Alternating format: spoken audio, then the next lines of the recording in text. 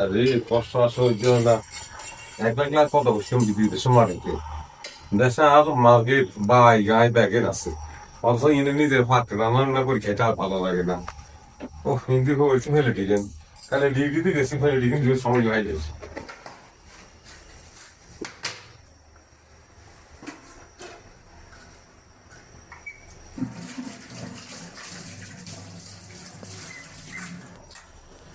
ভাই দুঃখের কথা তুই কেই না ভাই, বড় কষ্টের মধ্যে আছি।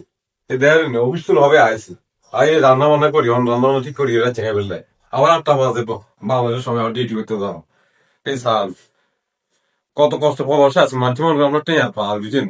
বিদেশে আইলে আমরা তো টেঁয়া হারাই, এক 50,000 দাঁড়াই 1 লাখ হারাই।